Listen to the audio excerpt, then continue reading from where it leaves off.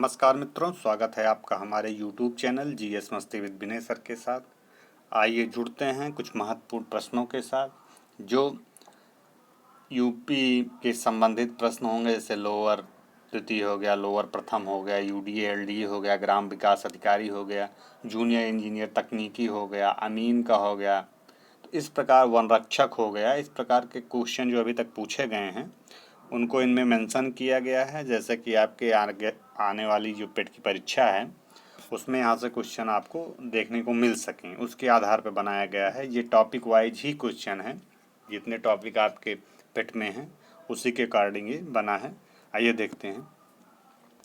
अकबर के दरबार में प्रसिद्ध कवि थे। अकबर के दरबार के प्रसिद्ध कवि कौन था?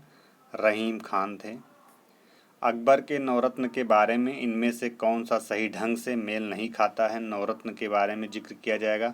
अबुल फजल, वह अकबर के वजीर थे और अकबर के शासनकाल में अकबरनामा के लेखक थे। ठीक है, हमको ढूंढना है कौन मेल नहीं है। गलत। राजा मान सिंह, वह अकबर के वित्त मंत्री थे। यही नहीं मेल करता है। बाकी अब्दुल रहीम खान ए खाना, वह एक कवि थे और अकबर के भरोसेमंद देखभाल करने वाले बेटे बैरम खां के पुत्र थे। ये भी सही है। मुल्ला दो पियाजा, वह मुगल सम्राट अकबर के मुख्य सलाहकारों में से एक थे। ये भी आपका सही है, केवल बी नहीं सही है। औरंगजेब का पुत्र था, कौन था? औरंगजेब का पुत्र बाबर था, हुमायूं था, अकबर सबको पता है। औरंगजेब का पुत्र शाहजहां था। पानीपत का द्वितीय युद्ध किनके बीच लड़ा गया? पानीपत का द्वितीय युद्ध अकबर और हेमू के बीच लड़ा गया था। डायरेक्ट ऐसे पूछता है पानीपत का द्वितीय युद्ध किन किन के मध्य हुआ, तो अकबर और हेमू के मध्य हुआ था। इनमें से कौन सा मुगल बादशाह शराब को छूता तक नहीं था? अकबर, शाहजहां, जहांगीर, औरंगजेब। औरंगजेब थे, बहुत ही अच्छा ये गुण है। औरंगजेब शराब को छूता तक नहीं था। निम्नलिखित में कौन सा युग्म सही नहीं है? इससे बड़ा इमामबाड़ा लखनऊ में है, ये क्लियर है। निषाद बाग जम्मू कश्मीर में है। फिरोज शाह कोटला दिल्ली में है। ये तीनों सही हैं, लेकिन हुमायूं का मकबरा इलाहाबाद में ना होकर के आप जानते हो हुमायूं का मकबरा कहाँ है? दिल्ली पे है। हुमायूं टाम जिसे बोलते हैं दिल्ली में है, तो इलाहाबाद में नहीं है। तो ऑप्शन नंबर डी गलत है। आईने अकबरी किसने लिखा है? फैजी ने, बीरबल ने, अबुल फजल ने, मुल्ला दो प्याजा ने। तो आईने अकबरी अबुल फजल ने लिखा है। निम्न में से कौन सा सुमेलित नहीं है? जैसे बाबरनामा, बाबर, ठीक।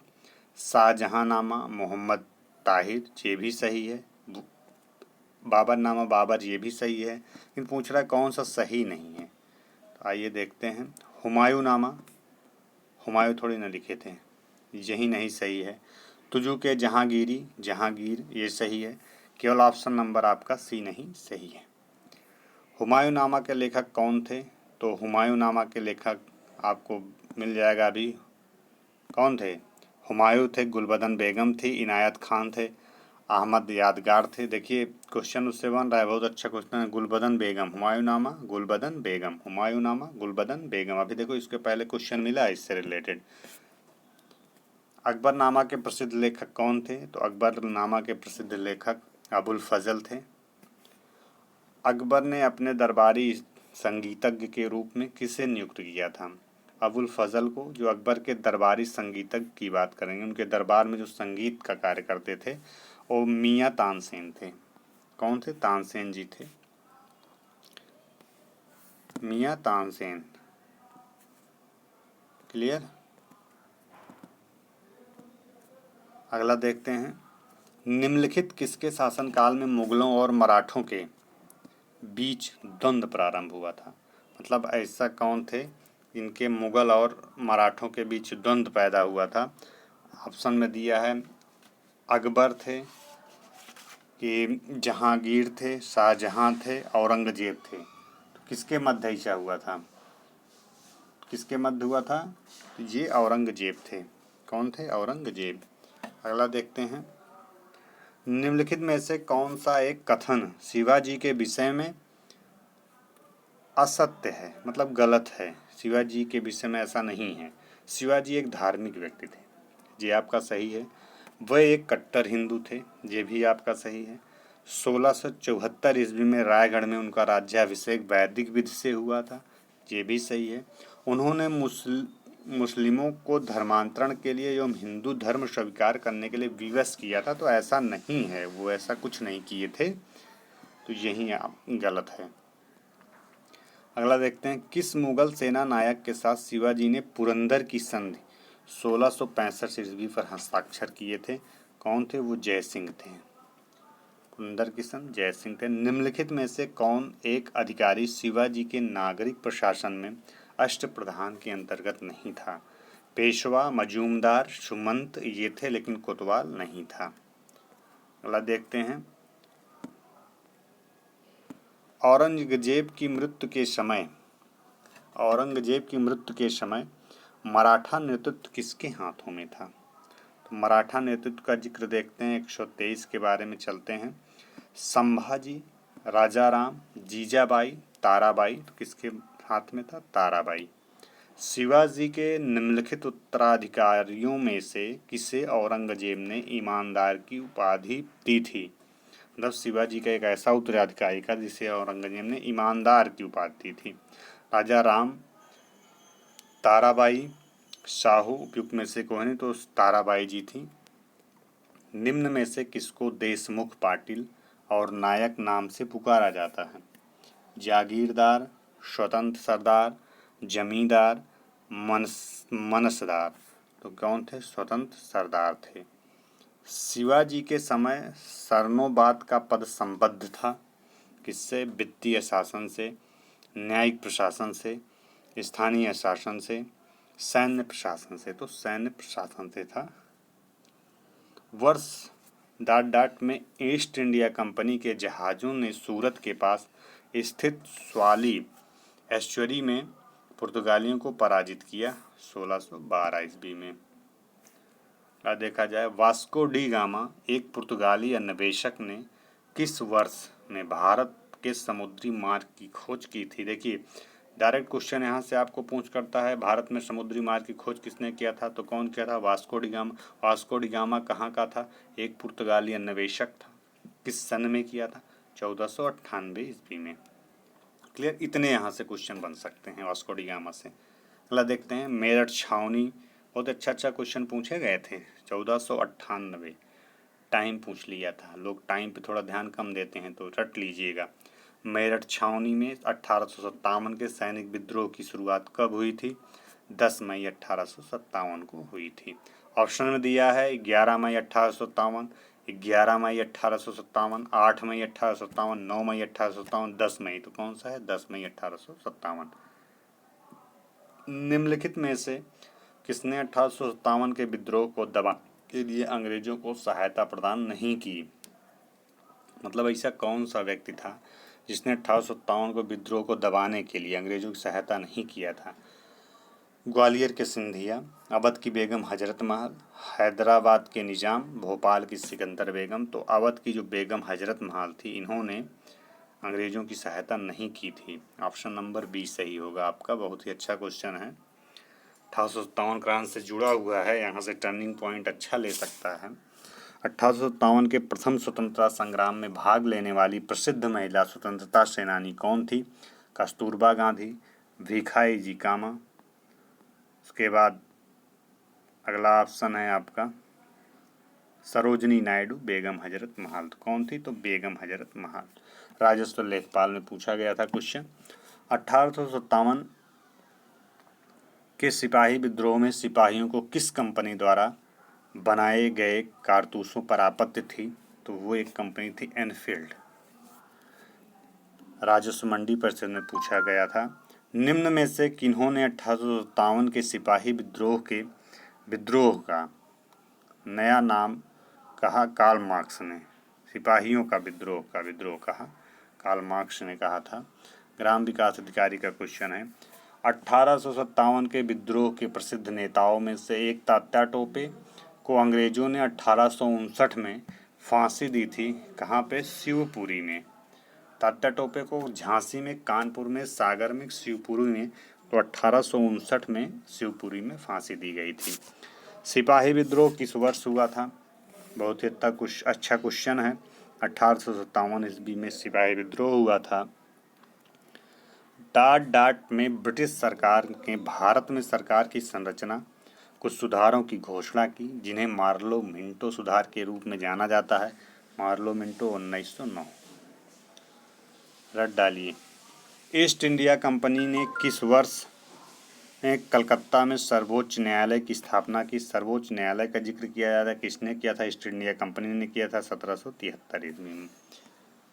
सर्वोच्च 7 से 17, 7 से सर्वोच्च 73, यहाँ से लगाइए 73।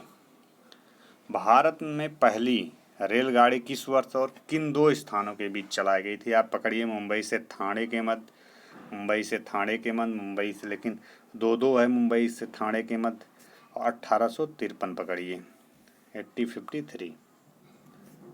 अगला देखते हैं, भारत में सबसे पहली जनगणना किस वर्ष हुई थी?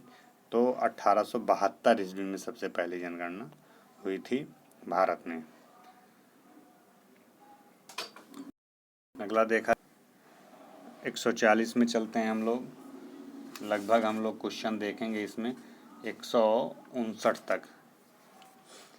1866 में भारत के संदर्भ में चर्चा करने और भारतीय कल्याण को बढ़ावा देने के लिए ब्रिटिश सार्वजनिक अधिकारियों को प्रभावित करने के लिए लंदन में ईस्ट इंडिया एसोसिएशन का आयोजन किसने किया था? तो ईस्ट इंडिया एसोसिएशन का जिक्र किया जाएगा, दादा भाई नौरोजी थे। निम्नलिखित में से किस प्रणाली भारत में ब्रिटिश शासन के दौरान भूमि राजस्व प्रणाली से संबंधित नहीं थी? जमींदारी, जिसे स्थायी बंदोबस्त कहते हैं, महलवाड़ी, दस्तक, रैयतवाड़ी। तो दस्तक जो है इस भू राजस्व प्रणाली से संबंध नहीं थी, बाकी सारी भू राजस्व प्रणाली से संबंधित थी प्रणालियाँ। 1764 में ब्रिटिश ईस्ट इंडिया कंपनी द्वारा स्थापित भारत का पहला डाकघर निम्न में से किस स्थान पर था? जो पहला डाकघर था वो बॉम्बे, अब मुंबई के नाम से जाना जाता है, यहाँ पे था। डाकघर का जिक्र कर दिया गया है। दक्षिण भारत के किस राज्य ने वर्ष 1741 में कोलाचेल की लड़ाई में डच ईस्ट इंडिया कंपनी को परास्त किया था? देखिए, कोलाचेल 1741 में डच ईस्ट इंडिया कंपनी जिसमें पराजित हुई थी। दक्षिण भारत के कौन से राजा थे? मार्तंड वर्मा। कोलाचेल की लड़ाई बहुत ही अच्छा क्वेश्चन है, 2019 लोअर में पूछा गया था। अंग्रेजों के खिलाफ भारतीय सैनिकों द्वारा पहला बड़े पैमाने पर विद्रोह, वेल्लोर विद्रोह, किस वर्ष हुआ था? 1813 ईस्वी में। बड़े पैमाने पर किस वर्ष में ईस्ट इंडिया कंपनी ने रणजीत सिंह के साथ अमृतसर की पहली संधि पर हस्ताक्षर किया था? 1809 ईस्वी में। बक्सर के युद्ध के बाद ईस्ट इंडिया कंपनी मुगल सम्राट को प्रतिवर्ष डाट का भुगतान करने के लिए सहमत हुई थी, 26 लाख रुपए। निम्नलिखित में कौन सा पुर्तगाली उपनिवेश नहीं था? पुर्तगाली उपनिवेश की बात करते हैं, आइए हम लोग देखते हैं। उपनिवेश नहीं था मुंबई, हुगली, मलम, चौल। तो मछलीपत्तनम नहीं था, इसे मसूलीपत्तनम भी कह सकते हैं। भारत में काजू का प्रथम परिचय किन लोगों ने कराया था? तो किन लोगों ने कराया था? पुर्तगाली लोगों ने कराया था परिचय। पहली डेनिश ईस्ट इंडिया कंपनी ने अपना परिचालन किस वर्ष में शुरू किया? तो अपना परिचालन 1616 ईस्वी में शुरू किया था। बक्सर के युद्ध के बाद डाट के नवाब ने इलाहाबाद और कड़ा को मुगल सम्राट को सौंप दिया, जो ब्रिटिश सैनिकों के संरक्षण के अंतर्गत आया, अवध। वास्को डिगामा किस वर्ष कालीकट में उतरा? 1498 ईस्वी में कालीकट में उतरा। श्रीरंगपत्तनम का ऐतिहासिक शहर, जिसे टीपू सुल्तान और उसके पिता हैदर अली की कब्रों का घर माना जाता है, वह निम्नलिखित किस शहर से लगभग 15 किलोमीटर की दूरी पर स्थित है? मैसूर शहर से। टीपू सुल्तान कहाँ का शासक था? टीपू सुल्तान मैसूर का शासक था। ब्रिटिश शासन को भारत से उखाड़ फेंकने के लिए इनमें से किसने फ्रांसीसियों की मदद की थी? तो टीपू सुल्तान जो है ब्रिटिश शासन को भारत से उखाड़ फेंकने के लिए फ्रांसीसियों की मदद किए थे। श्रीरंगपत्तनम की लड़ाई में अंग्रेजों ने किसे पराजित किया? हैदर अली को, पेशवा माधवराव को, टीपू सुल्तान को, पेशवा बाजीराव को। तो किसको किया था? तो टीपू सुल्तान को किया था। आइए और देखते हैं। लगभग 55 क्वेश्चन तक 155 तक हम लोग क्वेश्चन हो चुका है,